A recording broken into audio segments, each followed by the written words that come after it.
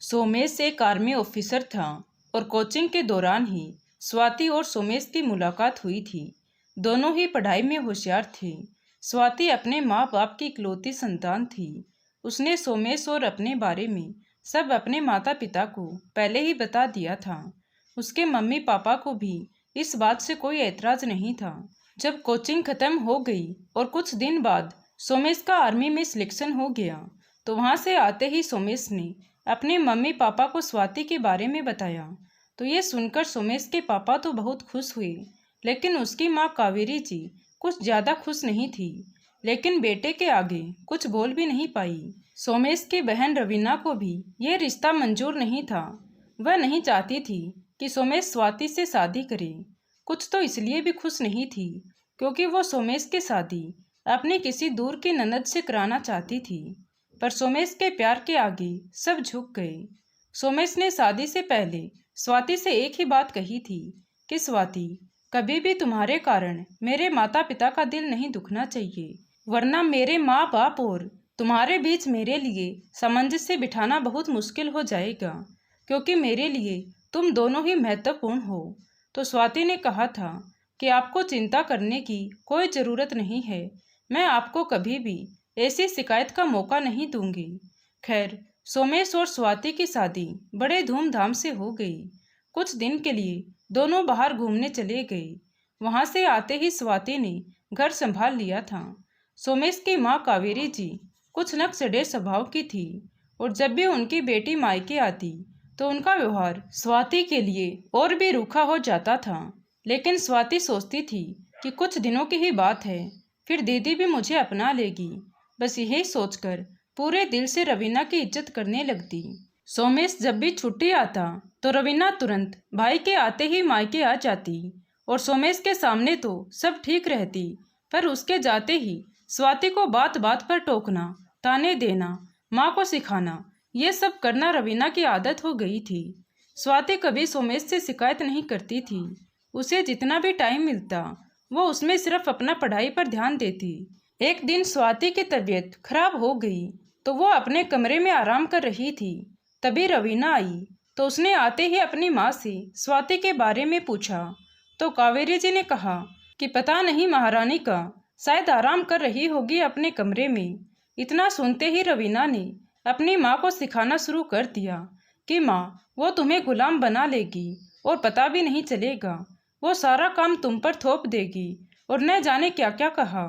आखिर सुन सुनाकर स्वाति की सास भी बेटी के बहकावे में आ गई और दोनों माँ बेटी काम छोड़ कमरे में जाकर बातें करने लगी। इधर स्वाति थोड़ी देर में खुद उठकर आई, खाना बनाया और सबको खिलाकर दवाई खाकर लेट गई। आज उसे थोड़ा बुरा लगा कि माँ बेटी कितना बुरा सोचती हैं मेरे बारे में। अगले दिन स्वाति का जन्मदिन था, किसी को भी याद नहीं था। तभी अचानक से सोमेश ने उसे सरप्राइज दिया तो सब चौंक गई। स्वाति बहुत खुश हुई। तभी सोमेश ने देखा कि स्वाति की तबीयत ठीक नहीं है, उसका शरीर तप रहा है। उसने माँ और बहन को फटकार लगाई और स्वाति को डॉक्टर के पास लेकर गया और वापस लौटा तो चेहरे की खुशी देख सबको अजीब लगा कि इसकी तबीयत खराब थी फिर भी खुश कैसे हैं। तब सोमेश माँ के पैर छूकर बोला कि माँ, आप दादी बनने वाली हैं, लेकिन डॉक्टर ने कहा है कि स्वाति बहुत कमज़ोर है, खून की कमी है, तो उसको आराम और खाने पीने का ध्यान बहुत ज़्यादा रखना होगा। सोमेश जब तक वहाँ था तब तक स्वाति का बहुत अच्छे से ध्यान रखता, लेकिन अब सोमेश की छुट्टियाँ ख़त्म हो गई थी तो उसे वापस जाना था। तो सोमेश के पिता ने कहा, बेटा तुम चिंता मत करो, हम स्वाति का पूरा ध्यान रखेंगे। सोमेश का मन तो नहीं मान रहा था, लेकिन वो अपने फर्ज को नहीं भूल सकता था। दिल पर पत्थर रखकर आखिर वो चला ही गया। समय बीतता गया। सोमेश रोज सुबह शाम फोन करके स्वाति का हाल चाल पूछता तो स्वाति सोमेश को तसल्ली देते हुए कहती कि सोमेश, आप क्यों इतनी चिंता करते हो, पापा जी मेरा बहुत ख्याल रखते हैं और देखना मम्मी जी भी एक दिन मेरे प्यार को जरूर समझेगी। सोमेश को स्वाति की बातें सुनकर बड़ी तसल्ली मिलती। पर एक दिन सुबह से दोपहर हो गई लेकिन सोमेश का फोन नहीं आया। अचानक 2 बजे फोन की घंटी बजी तो स्वाति ने दौड़कर फोन उठाया। उधर से खबर मिली कि सोमेश आज सुबह मुठभेड़ में शहीद हो गया। ये सुनते ही स्वाति के हाथ से फोन छूटकर नीचे गिर गया और वह वहीं बेहोश होकर नीचे गिर पड़ी। ये देख स्वाति के ससुर दौड़कर आए और स्वाति को होश में लाने की कोशिश करने लगे। स्वाति की सास भी दौड़कर पानी लेकर आई और स्वाति के चेहरे पर पानी के छींटे मारने लगी। थोड़ी देर बाद स्वाति को होश आया। बहू कुछ तो बताओ, कौन था फोन पर? तुम बेहोश कैसे हो गई? लेकिन स्वाति तो चुपचाप पत्थर की मूर्ति की तरह बैठी रही, कुछ नहीं बोली। बहुत झंझोड़ने के बाद स्वाति दहाड़े मारकर रोते हुए सोमेश के शहीद होने की बात बताई। इस खबर से तो मानो सब अंदर तक टूट गए। सोमेश का परिवार एकदम बिखर गया। स्वाति के ससुर ने किसी तरह खुद को संभाला। खुशियां उनके दरवाजे तक आने से पहले ही रूठ गई और सब खत्म हो गया था। लेकिन होने को कौन टाल सकता है। सोमेश के बाद स्वाति के मम्मी पापा उसे साथ ले जाना चाहते थे, लेकिन उसके ससुर ने ये कहकर उसे ले जाने से मना कर दिया कि स्वाति के पास उनके बेटे की एक ही तो आखिरी निशानी है। आप चिंता मत कीजिए, हम स्वाति का बहुत अच्छे से ख्याल रखेंगे। आखिर स्वाति ने भी गमों को अपनाकर सोमेश की निशानी के बारे में ही सोचती। इधर रवीना का आना जाना सोमेश के बाद कुछ ज़्यादा ही बढ़ने लगा था। सोमेश के जाने के बाद कावेरी जी थोड़ा स्वाति के काम में हाथ बटा देती थी, पर बेटी के सिखाने पर अब वो कोई भी काम को हाथ नहीं लगाती थी। उसके ससुर भी उसके सास को समझाते, पर वो समझना ही नहीं चाहती, क्योंकि उसके मन में तो अपनी बेटी की बातें घर करने लगी थी। वो हर रोज़ अपनी माँ को उल्टा सीधा पट्टी पढ़ाती रहती और कहती कि देखो माँ, हमारे घर में जब से भाभी के पाँव पड़े हैं तब से हमारे घर को तो जैसे किसी की नज़र ही लग गई है। यहाँ तक कि मेरे भाई और आपके बेटे को भी खा गई है ये डाइन। रवीना का इतना कहना हुआ कि तभी उसके पापा अंदर आए और खींचकर एक तमाचा अपनी बेटी के गाल पर जड़ दिया। आपने मुझ पर हाथ उठाया पापा? हाँ, तुम पर हाथ उठाया। अच्छा होता ये हाथ बहुत पहले उठा दिया होता। अपना घर तो संभाल नहीं सकती और दूसरों के घर उजाड़ने में लगी हुई है। खबरदार, अगर आज के बाद इस घर में कदम भी रखा तो। तभी कावेरी जी कुछ बोलने को हुई तो स्वाति के ससुर राम सिंह जी ने कहा कि तुम्हारे लिए भी अच्छा नहीं होगा अगर बेटे के पक्ष में बोली तो। और हाँ, मुझे 4-5 दिन के लिए किसी काम से शहर जाना है, लेकिन मेरे बाद बहू को तकलीफ नहीं होनी चाहिए।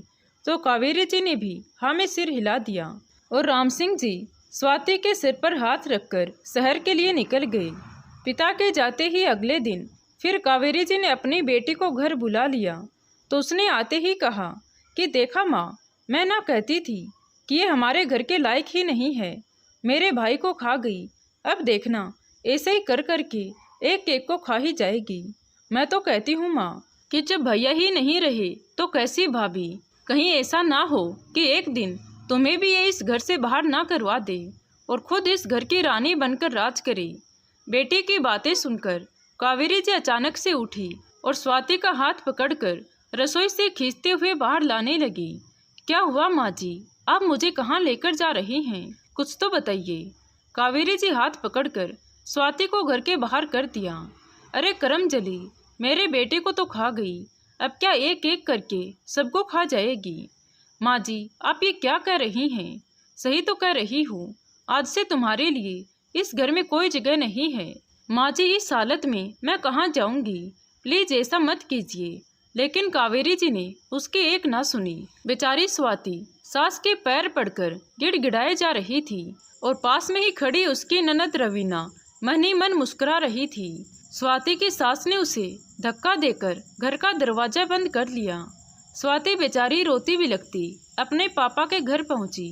स्वाति को इस हालत में देख उसके मम्मी पापा के पैरों तले जमीन खिसक गई। स्वाति की माँ दौड़कर बेटी के पास आई और बोली, क्या हुआ मेरी बच्ची, ऐसे रो क्यों रही हो? तभी स्वाति अपनी मम्मी के गले लगकर फूट फूट कर रोने लगी। बहुत पूछने के बाद स्वाति ने अपने मम्मी पापा को सब सच सच बता दिया। ये सुन स्वाति के पापा का खून खोल उठा। वो तुरंत अपनी बेटी के साथ उसके ससुराल पहुँचे। स्वाति जैसे ही अपने पापा रमेश जी के साथ अपने ससुराल पहुँची तो स्वाति की सास और ननद उन्हें देखकर दोनों हड़बड़ा गई। दोनों बाप बेटी को एक साथ देखकर शायद आने वाले तूफान का अंदाजा तो दोनों माँ बेटी पहले ही लगा चुकी थी, लेकिन फिर भी स्वाति की सास कावेरी जी झूठी मुस्कान के साथ बोली, अरे समधी जी आप आइए ना बैठिए। स्वाति बहू, तूने बताया भी नहीं कि तू पापा के साथ आ रही है, कहकर कावेरी जी अपनी बेटी रवीना को आवाज़ लगाने लगी। रवीना बेटी, जाओ, तुम्हारे मौसा जी और तुम्हारी भाभी जी आई हैं, उनके लिए कुछ ठंडा लेकर आओ। अरे इस कमबख्त बिजली को भी अभी जाना था। स्वाति बहू, तुम भी बैठो बेटी, खड़ी क्यों हो, मैं अभी हाथ वाला पंखा लेकर आती हूँ, कहकर कावेरी जी अंदर गई और हाथ का पंखा लाकर स्वाति के पापा को हवा डालने लगी। तब तक स्वाति की ननद रवीना भी ठंडे पानी का गिलास लेकर आ गई और जैसे ही स्वाति के पापा रमेश जी की तरफ हाथ बढ़ाया तो रमेश जी ने एक जोरदार तमाचा रवीना के गाल पर जड़ दिया। तभी कावेरी जी उठ खड़ी हुई और बोली, क्या हुआ समधी जी, एक तो मेरी बेटी आपके लिए पानी लेकर आई है और ऊपर से आप उसे ही मार रहे हो। तभी रमेश जी झुंझलाते हुए बोले, खबरदार, अगर मेरे सामने और नाटक करने की कोशिश भी की तो तुम दोनों माँ बेटियों की हकीकत मेरे सामने आ चुकी है।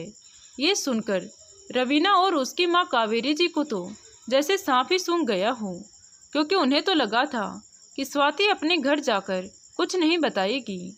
तभी कावेरी जी हकलाते हुए बोली, कैसी बातें कर रहे हो समधी जी, हम तो स्वाति को बिल्कुल अपनी बेटी की तरह रखते हैं। क्यों स्वाति बेटा, बताओ ना अपने पापा को।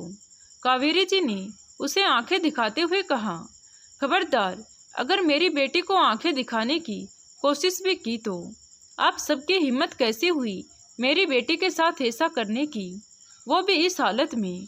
अरे ऐसी हालत में तो दुश्मन भी सहारा दे देते हैं और तुम लोगों ने अपनी बहू को ही घर से निकाल दिया। जिस बेटी को हमने आज तक उंगली तक नहीं लगाई थी उसकी तुमने ऐसी हालत बना दी है।